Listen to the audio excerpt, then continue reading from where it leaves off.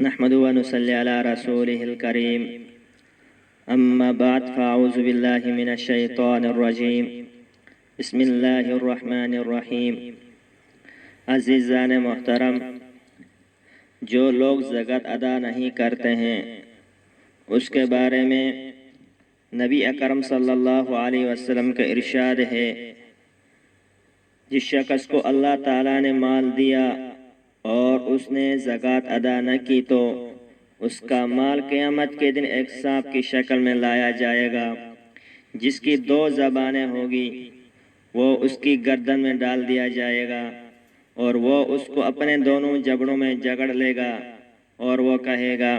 میں تیرا مال ہوں، میں تیرا مال ہوں، میں تیرا مال ہوں، میں تیرا خزانہ ہوں۔ پھر آپ صلی اللہ علیہ وسلم یہ آیات کی تلاوت فرمائی،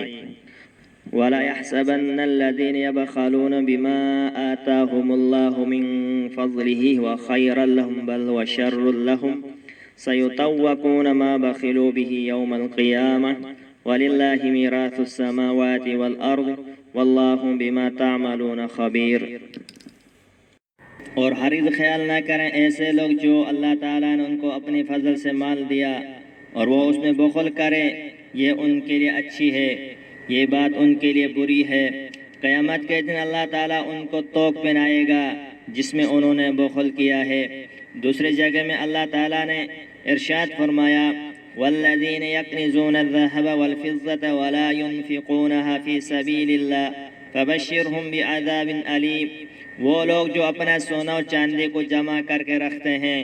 اور ان کو اللہ تعالیٰ کے راہ میں خرچ نہیں کرتے ہیں تو ان کی ایک بڑی دردناک سزا کی خوشخبری سنا دیجئے۔ جس دن قیامت واقع ہوگی